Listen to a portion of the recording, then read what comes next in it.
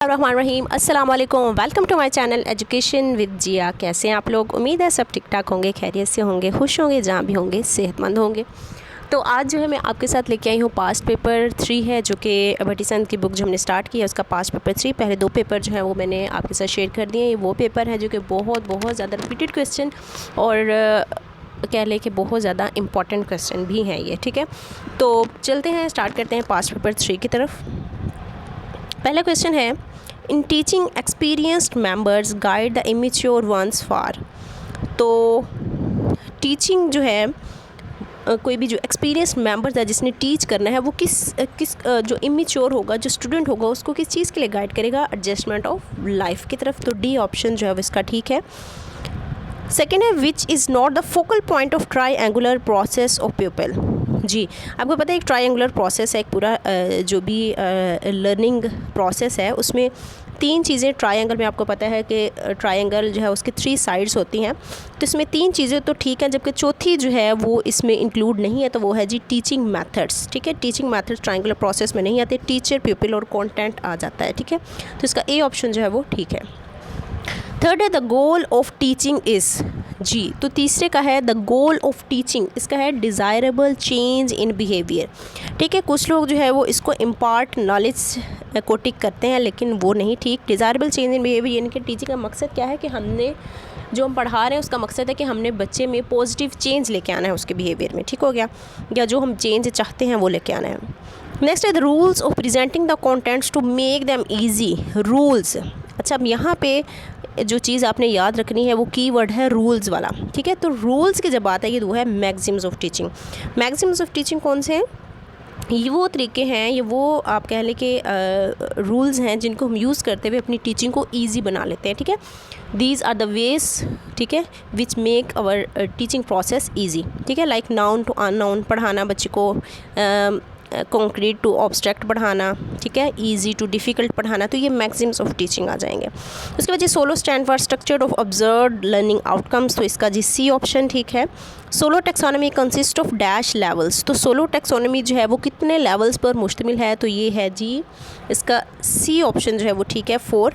लेकिन वैसे अब जो है ना वो 5 हैं, 5 लेवल्स हैं। ठीक है, पहले जो थे उसके 4 थे, लेकिन 5 लेवल्स जिसको आपने टिक करना है 5 लेवल आ जाएंगे। ठीक है, प्री स्ट्रक्चरल है, यूनी है, मल्टी है और रेशनल है और एक्सटेंडेड ऑब्स्ट्रैक्ट 5 लेवल हैं।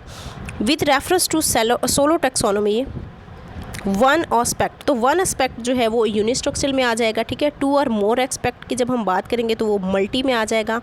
और इंटीग्रेशन जो डेवलप होती है दो से ज़्यादा एस्पेक्ट के दरमियान उसको हम रेशनल कहते हैं। और जब हम to go beyond the given information, कि जो चीज़ गिवन है उससे भी आगे हम अब्स्ट्रैक्ट जब थिंकिंग करेंगे, जो चीज़ हमारे पास नहीं है उससे भी आगे जाके सोचना, इन्फॉर्मेशन जो है वो देना, उसको हम कहते हैं जी extended abstract level, D option. उसके बाद जी सोलो टेक्सोनॉमी दी किसने थी? Very important question, Biggs and Collis ने दी थी 1982 में।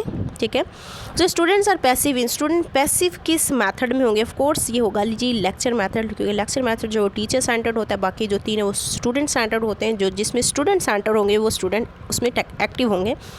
तो टीचर सेंटर में स्टूडेंट पैसिव होते हैं, तो लेक्चर मेथड जो उसमें स्टूडेंट पैसिव होंगे। Symposium is a type of discussion method, B option. उसके बाद हॉरिस्टिक मीन्स, हॉरिस्टिक का मतलब है जी टू इन्वेस्टिगेट, ए ऑप्शन। और उसके अलावा यहाँ हॉरिस्टिक जो है वो किस वर्ड से ड्राइव होता है? वो हॉरिसिस वर्ड से ड्राइव है, ये भी आपने याद रखना है।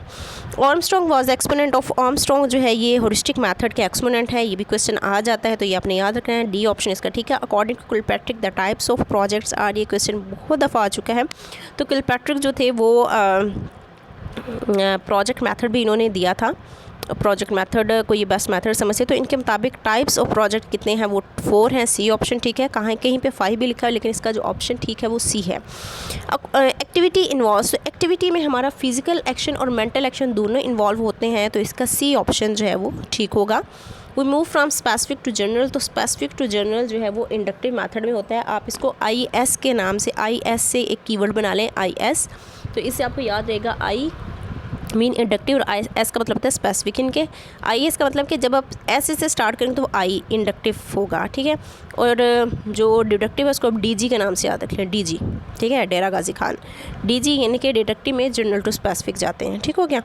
उसके बाद जी practice is made in drill method. कोई भी चीज़ जो हमने याद रखनी है, रिटेन रखनी है, तो उसको बार बार प्रैक्टिस करेंगे तो वो ड्रिल मेथड आ जाता है। उसके बाद जी the Socratic method is known as question answer method, D option. 21 है which is not true about projects. Project method जो है वो सबसे बेस्ट मेथड समझा जाता है कि उसकी मैक्सिमम जो हमारी आप कह लें सेंसेस इन्वॉल्व होते हैं इसमें, हम सोशली भी और एक्टिविटी के ज़रिए भी, मतलब तमाम मैक्सिमम जो भी हमारी एक्टिविटीज़ हैं वो प्रोजेक्ट में आ जाती हैं। तो ये टीचर सेंटर्ड एक्टिविटी जो है वो नहीं है, इसमें डी ऑप्शन जो आ जाएगा। Duration of lesson in macro lesson, अब ये माइक्रो नहीं, माइक्रो तो 5 to 10 मिनट होता है, जबकि मैक्रो लेसन की टाइमिंग जो होती है वो 35 से 45 मिनट होती है। डी ऑप्शन जो है वो इसका ठीक है। उसके बाद है जी इन ब्रिटिश अप्रोच। अच्छा, अब यहाँ पे एक चीज़ आपने इसको मिक्स नहीं करना, एक ब्रिटिश अप्रोच है और एक अमेरिकन अप्रोच है। ब्रिटिश अप्रोच जो है वो टीचर और कंटेंट प्रेजेंटेशन है, ठीक है, डी ऑप्शन। ब्रिटिश अप्रोच में लेसन प्लानिंग जो है उसमें लेसन प्लान में किस चीज़ पे ज़्यादा जोर दिया जाता है, टीचर और कंटेंट प्रेजेंटेशन पे, ठीक है। और अमेरिकन अप्रोच जो है वो है जी लर्निंग ऑब्जेक्टिव्स पे बहुत ज़्यादा एम्फसाइज़ करती है। तो ये आपने याद रखना है, अमेरिकन लर्निंग ऑब्जेक्टिव्स और British teacher and content presentation, ठीक हो गया। 25 विच one is not the type of lesson plans on the basis of objectives. तो जब हम ऑब्जेक्टिव बनाते हैं, ये लेसन प्लान जब हम बनाते हैं तो उसमें कॉग्निटिव, अफेक्टिव और साइकोमोटर तो इंक्लूड होता है, जबकि माइक्रो लेसन प्लान जो है वो टाइप नहीं है लेसन प्लान की। तो ए ऑप्शन जो है इसका ठीक है। Which is not true about lesson plan, तो लेसन प्लान के बारे में क्या चीज़ जो दुरुस्त नहीं है, तो ये जी है it is developed by students. तो ये रॉन्ग है, स्टूडेंट तो डेवलप नहीं करते, ये टीचर डेवलप करते हैं। Before teaching in the class organise करते हैं अपने वर्क को जो उन्हें पढ़ाना होता है, जिसे हम लेसन प्लान कहते हैं। A good drama does not include, तो ये है जी very long play, C option. Which is not the objective of drama role play. Drama role play का जो मकसद है इनमें से कौन सा नहीं है, तो वह है जी do make rehearsals, D option. Drama role play is useful for teaching. Drama या फिर रोल प्ले जो है वो किस सब्जेक्ट को पढ़ाने के लिए बहुत ज़्यादा मुफीद है, वो है जी history. The main types of teleconferencing identified are, तो वो है जी 3 है, ठीक है। टाइप्स जो है वो 3 है, ये भी क्वेश्चन बहुत दफ़ा आता है। और इनमें से टाइप जो है वो टेलीकॉन्फ्रेंसिंग की कौन सी नहीं है, ऑडियो भी है, वीडियो भी है और कंप्यूटर भी है, जबकि टीवी जो है वो इसमें ऐड नहीं होता, सी ऑप्शन जो है वो ठीक है। Which one is accountable in cooperative learning, तो ये है जी C option, both A and B. Cooperative learning is an alternative to, cooperative learning जो है वो किसके मुतबादल समझी जाती है, तो है जी competitive models, A option. The number of students cooperative learning, ये भी क्वेश्चन बहुत दफ़ा आता है, तो ये है जी 3 to 4। कोऑपरेटिव लर्निंग में जब हम ग्रुप्स बनाते हैं उसमें 3 से 4 स्टूडेंट्स जो वो एक ग्रुप में रखते हैं। The essential characteristic of cooperative learning is, अच्छा कोऑपरेटिव लर्निंग की सबसे अहम और ज़रूरी खुसूसियत क्या है, पॉजिटिव इंटरडिपेंडेंस, यानी कि जब हम ग्रुप बनाएंगे, हर ग्रुप में 3 से 4 जब स्टूडेंट होंगे तो एक दूसरे पे पॉजिटिवली डिपेंड करेंगे, ठीक है ना, एक दूसरे से पूछेंगे तो ये पॉजिटिवली इंडिपेंडेंस हो जाता है। The students like to spend the most of the time with, अब स्टूडेंट जो होते हैं वो ज़्यादातर टाइम जो है वो अपने दोस्तों के साथ गुजारना पसंद करते हैं, अपने पीयर्स के साथ, तो इसका डी ऑप्शन जो है ठीक है। पीयर कल्चर कॉन्स्टिट्यूट्स, तो ये है जी socialization, A option. Which is not the advantage of team teaching, team teaching में क्या होता है कि डिफरेंट टीचर्स जो होते हैं वो एक ही क्लास को पढ़ाते हैं, हर टीचर की अपनी एक आप कह लें रिस्पॉन्सिबिलिटी जो है वो डिस्ट्रीब्यूट की जाती है। एक टीचर जब उसने डिसिप्लिन मेंटेन करना है क्लास में, एक टीचर ने लेसन प्रेजेंट करना है, एक टीचर ने मतलब मुख्तलिफ ड्यूटीज़ हो जाएंगी। तो इसमें एडवांटेज जो इनमें से कौन सा नहीं है, तो वह है जी better financial benefits of teachers, तो इसमें टीचर्स को फाइनेंशली फ़ायदा नहीं होता, बाकी तमाम जो ठीक है। उसके बाद है जी 40 CIA स्टैंड्स फॉर, बहुत ही इंपॉर्टेंट और बहुत ही दफ़े हर पेपर में लाजमी क्वेश्चन आता है। CIA stand for computer assisted instruction, B option ठीक है। Which is not the mode of CAI, तो ये है जी which is not the mode of CAI, तो जी इसका क्या है आंसर, इसका है जी क्वेश्चन मोड, ठीक है, डी ऑप्शन जो है वो ठीक है। Example of psychomotor domain is that, psychomotor domain में हमें पता है कि फ़िज़िकल एबिलिटीज़ को, अपने हाथ पाँव को यूज़ करते हुए कोई भी जब एक्टिविटी करेंगे तो आ जाता है जी। अब यहाँ पे डेमोन्स्ट्रेट अवेयरनेस टू, अब डेमोन्स्ट्रेट करना है तो ये कॉग्निटिव में आ जाएगा। परफॉर्म्स एन एक्सपेरिमेंट, अब जब हम एक्सपेरिमेंट परफॉर्म करेंगे ज़ाहिर हम अपने हाथ वगैरह तो यूज़ करेंगे ना, तो ये साइकोमोटर में आ जाएगा। जबकि बाकी जो तीनों हैं A, C और D दोनों तीनों जो आ जाते हैं वो है जी कॉग्निटिव में, ठीक है। उसके बाद जी ability to develop a life style based upon the preferred value system, तो ये है जी characterizing, D option. Example of cognitive domain is describe a topic, बाकी तीनों जो हैं वो साइकोमोटर की हैं, ठीक है। उसके बाद जी at the highest level of hierarchy, highest level भी कॉग्निटिव डोमेन के सारे सब डोमेन्स हैं, उसमें हाईएस्ट जो इवैल्यूएशन है, ठीक है। सबसे पहले नॉलेज है, उसके बाद जी कॉम्प्रीहेंशन है या फिर अंडरस्टैंडिंग कह सकते हैं, फिर एप्लीकेशन है, देन एनालिसिस और फिर सिंथेसिस और इवैल्यूएशन। और जो रिवाइज ब्लूम टेक्सोनॉमी है कॉग्निटिव डोमेन जो दी है उसमें जो हाईएस्ट है वो है जी क्रिएटिव, ठीक है। सिंथेसिस को उन्होंने क्रिएटिव के नाम से चेंज कर दिया है और सिंथेसिस जो है वो 5वें नंबर में था, पुराने वाला जो डोमेन थी, जबकि रिवाइज में सिंथेसिस जो है उसको क्रिएटिव बना के हाईएस्ट पे ले गए हैं, ठीक है। Student can design a laboratory, ये भी क्वेश्चन आया हुआ था, according to certain specification in which category, तो ये सिंथेसिस में आ जाएगा। जब हमने चीज़ों को कंपाइल करना है, इकट्ठा करना है, जोड़ना है, बनाना है, तो ये सिंथेसिस में आ जाएगा। जब ब्रेक डाउन की बात होगी तो वो एनालिसिस होगा। नंबर ऑफ डोमेन्स कितनी है जी, वो 3 है। एजुकेशनल ऑब्जेक्टिव्स की, कॉग्निटिव है, साइकोमोटर है और अफेक्टिव है, ये आपको पता होगा। Highest level of cognitive domain evaluation, again वही क्वेश्चन आ गया है, इवैल्यूएशन है। और लोएस्ट लेवल पूछे तो आपने नॉलेज बताना है। उसके बाद the process of determining the value और वर्थ ऑफ एनीथिंग, तो ये है जी evaluation, D option. Educational objectives have been divided into, educational objectives 3 domains में जो है वो डिवाइड की गई। टेक्सोनॉमी ऑफ एजुकेशनल ऑब्जेक्टिव्स, तो 1956 में जो है वो एजुकेशनल ऑब्जेक्टिव्स प्रेजेंट की गई, टेक्सोनॉमी ब्लूम टेक्सोनॉमी ने की थी। और क्लासिफिकेशन ऑफ कॉग्निटिव डोमेन जो है वो किसने की थी, बेंजामिन ब्लूम ने की थी 1956 में। कॉग्निटिव डोमेन के कितने स्टेप्स हैं, तो ये हैं जी 6 सब ग्रुप्स हैं। ये मैंने आपको एक तरीका भी बताया था कि आपने किस तरह से इसको याद रखनी। अगर आपको नहीं पता तो आप मेरे चैनल की प्लेलिस्ट में जाएं, वहाँ पे आपको एजुकेशन इंपॉर्टेंट टॉपिक के नाम से एक प्लेलिस्ट मिलेगी। उसमें ब्लूम टैक्सोनॉमी का बहुत ही बेहतरीन किस्म का मेरा वीडियो पड़ी है, लेक्चर पढ़ा है, आप वो सुने। उसमें अफेक्टिव, साइकोमोटर और कॉग्निटिव डोमेन को मैंने बहुत ही अच्छे से हर स्टेप को एक्सप्लेनेशन दी हुई है, तो आप सुनेंगे आपको तमाम कॉन्सेप्ट जो है वो क्लियर हो जाएंगे, ठीक है। Lowest level of learning in cognitive domain, lowest level knowledge है और हाईएस्ट इवैल्यूएशन है। Highest level of learning in cognitive domain evaluation. Right sequence of sub groups, ये भी क्वेश्चन आया हुआ था, तो राइट जो है वो जी knowledge, comprehension, application, analysis, synthesis और knowledge, comprehension, application, analysis, synthesis और इवैल्यूएशन है, तो ये डी ऑप्शन ठीक है। 7 है नोइंग, मेमोराइजेशन एंड रिकॉलिंग, ये नॉलेज लेवल में आ जाएगा। C to grasp the meaning, चीज़ों को अंडरस्टैंड करना और देन बताना, इसको हम कहते हैं कॉम्प्रीहेंशन।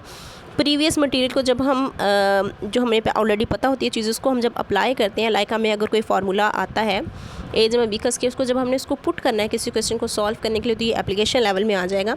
ब्रेक डाउन की जब भी बात होगी तो ये एनालिसिस में आ जाएगा। और इकट्ठा करने की, आइडियाज़ टुगेदर करने की, कंपाइल करने की, सिंथेसाइज करने की, तो ये सिंथेसिस में आ जाएगा। और जब भी हमने वर्थ या वैल्यू किसी भी चीज़ की जाननी है तो हम एवैल्यूएशन को टिक करेंगे। Intellectual skills are reflected by, intellectual mind से रिलेटेड है तो ये कॉग्निटिव में आ जाएगा, ठीक है। एटीट्यूड, वैल्यूज़ एंड इंटरेस्ट जो है वो अफेक्टिव डोमेन में आ जाएंगी, ठीक हो गया। Which domain is concern with the physical and motor skills, ये साइकोमोटर डोमेन है, ये आपने याद रखना है। The focus of cognitive domain is, cognitive domain का फोकस किस पे होता है, तो ये होता है जी इंटेलेक्चुअल स्किल्स पे, बी ऑप्शन। ये मैं तेज़ी से इसलिए पढ़ा रही हूँ क्योंकि ये चीज़ें जो रिपीट हो रही हैं, बस इन्होंने थोड़ा बहुत लाइन को आगे पीछे किया हुआ है। The affective domain was classified by, affective domain जो क्रैथहोल ने की थी 1964 में, ये आपने याद रखना है। और इसके जो सब ग्रुप्स थे वो कितने थे, 5 थे, ठीक हो गया। कौन कौन से थे ये आपने मुझे बताना है। रिसीविंग था, ये उसको अटेंडिंग भी कह सकते हैं, रिसीविंग, अटेंडिंग, या फिर ठीक है ये पहले लेवल के दोनों नाम जो है वो एक ही लेवल के हैं। फिर रिस्पॉन्डिंग है, वैल्यूइंग है, ठीक है। उसके बाद ये ऑर्गेनाइजिंग है और करेक्टराइजेशन है। Affective domain is divided into 5 sub groups, B option. The lowest level जो है वो इफेक्टिव डोमेन का कौन सा है जी, वो है जी अटेंडिंग, ठीक है। रिसीविंग भी लिखा सकता है। उसके बाद which is placed at the highest level of learning, highest level पे जो है वो है करेक्टराइजेशन है, ठीक है जी। D option. राइट ऑर्डर, अगर हम देखें तो आपको ऑर्डर जो है इन तीनों डोमेन्स के लाजमी आने चाहिए, तो है जी अटेंडिंग, रिस्पॉन्डिंग, वैल्यूइंग, ऑर्गेनाइजेशन और करेक्टराइजेशन। तो इसमें कौन सा ऑप्शन ठीक है, अटेंडिंग, रिस्पॉन्डिंग, वैल्यूइंग, तो ये डी ऑप्शन ठीक है, ठीक हो गया। हाँ जी। Willingness to attend a particular phenomena, तो ये अटेंडिंग हो गया। जब हमने किसी चीज़ को रिसीव करने के लिए हम विलिंग होंगे, तैयार होंगे, तो वो हो गया रिसीविंग या फिर अटेंडिंग। और जब हमने एक्टिव पार्टिसिपेशन करनी है तो वो रिस्पोंडिंग में आ जाएगा। ठीक हो गया। अफेक्टिव डोमेन में किस डोमेन में जो है किस लेवल पे हम एक्टिव पार्टिसिपेशन करते हैं तो वो रिस्पोंडिंग है। Bringing together different values into a consistent value system, तो ये है जी ऑर्गेनाइजेशन। जब हम चीज़ों को ऑर्गेनाइज़ करेंगे, इकट्ठा करेंगे तो ऑर्गेनाइजेशन में आ जाएगा। Affective domain focuses on adoption of value system as a part of lifestyle, ये सबसे हाईएस्ट लेवल तो ये है जी कैरेक्टराइजेशन। ठीक है। साइकोमोटर डोमेन जो है वो सिम्पसन ने दी थी, ये भी क्वेश्चन आया था, कब दी थी 1972 में, बी ऑप्शन। ठीक है। अफेक्टिव डोमेन जो है वो क्रैथवोल ने दी थी, कब दी थी 1964 को, बी ऑप्शन। ये मैंने आपको तरीका बताया था, आप जाके मेरी वो वीडियो में देखें तो आपको ईजिली सारी चीज़ें समझ आ जाएंगी। आपने 1956 याद रखना और उसमें 8 जमा करते जाने हैं तो आपको तीनों डोमेन्स की डेट्स जो है वो याद रहेंगी। साइकोमोटर डोमेन जो है वो डिवाइड हुई थी कितने सब ग्रुप में, तो ये 7 सब ग्रुप्स में हुई थी। ये भी मैंने आपको ट्रिक बताई है, उस वीडियो में आप देख सकते हैं। The characteristic of behavioural objective, ये भी क्वेश्चन आया हुआ था। तो बिहेवियरल ऑब्जेक्टिव का खुसूसियत क्या है, वो ऑब्जर्वेबल भी होती हैं और मेजरेबल भी होती हैं, C option. Right sequence of sub groups of psychomotor domain, तो ये है जी perception, set, guided response, mechanism, complex और रिस्पॉन्स, अडेप्टेशन, ओरिजिनेशन, तो ये मेरे ख्याल में ए ऑप्शन ही ठीक होगा। ठीक है। उसके बाद जी objective related to affective domain is, effective domain में आपको पता है कि वैल्यूज़ की, इंटरेस्ट की, फीलिंग्स की बात की जाती है, तो इसमें आ जाएगा students values honestly, C option. Bringing together scientific ideas to form a unique idea, आप देखें यहाँ पे भी चीज़ों को इकट्ठा किया जा रहा है, कंपाइल किया जा रहा है, तो ये सिंथेसिस लेवल में आ जाएगा। Which is vast in scope, सबसे वास्ट जो है वो टीचिंग स्ट्रेटजी है। टीचिंग स्ट्रेटजी क्या होता है कि टीचर ने अगर बच्चे को क्लास में कुछ पढ़ाना है तो वो टोटली प्लान करेगा हर चीज़ के, मैंने बच्चे को ये पढ़ाना है, कैसे पढ़ाना है, क्या मेथड यूज़ करूँगा, क्या ऑब्जेक्टिव्स होंगे, ये सारा कुछ जो टोटली स्टार्ट से लेकर एंड तक जो भी प्लान होगा एक टीचर का कोई लेसन पढ़ाने का, तो टीचिंग स्ट्रेटजी होगी और ये सबसे ज़्यादा वास्ट होती है। Students find explore the information themselves, तो खुद से स्टूडेंट्स जो है वो इन्फॉर्मेशन को एक्सप्लोर करते हैं किस मेथड में, तो होता है जी discovery method. Teacher performs practically and explains, teacher किस मेथड में एक्सप्लेन भी करता है और प्रैक्टिकली करके भी दिखाता है, तो है जी demonstration method. Role student active किस में होता है, तो वो होता है जी डिस्कवरी में भी होता है, प्रॉब्लम सॉल्विंग में भी होता है और इंक्वायरी में भी होता है, तो ये डी ऑप्शन है। और टीचिंग मेथड्स पे बहुत बेहतरीन वीडियो जो है वो मैंने बनाई हुई है, तो वो भी आप एजुकेशन इंपॉर्टेंट टॉपिक के नाम से जो प्लेलिस्ट है उसमें आप टॉप पे जाके देख सकते हैं। उसमें टॉप की पहली 2 वीडियोज़ में ही all teaching methods in 1 video आपको वहाँ पर वीडियो मिल जाएगी, तो आप वो भी ज़रूर देख सकते हैं। उसके बाद है जी what is the time of presentation in micro lesson, तो माइक्रो लेसन में कितना टाइम होता है, 5 से 10 मिनट होते हैं। नंबर ऑफ़ स्टूडेंट्स कितने होते हैं, 5 से 10 होते हैं माइक्रो टीचिंग में। और माइक्रो टीचिंग स्टार्ट कब हुई थी, 1960 को, बी ऑप्शन। माइक्रो टीचिंग किस चीज़ पे फोकस करती है, स्किल्स पे फोकस करती है, B option. Which is more suitable in teaching of science, तो साइंस पढ़ाने के लिए सबसे बेहतरीन मेथड जो कौन सा समझा जाता है, तो वो है जी project method. Which one is exception, तो इन चारों में से कौन सी चीज़ वो एक दूसरे से डिफरेंट है, तो वो है जी टीवी। ठीक हो गया। विच is not included in print media, print media में टीवी नहीं आएगा, बाकी तीनों प्रिंट मीडिया में है। और कितनी सेंसेस जो है वो फिल्म देखते हुए यूज़ होती है, तो होती हैं जी 2।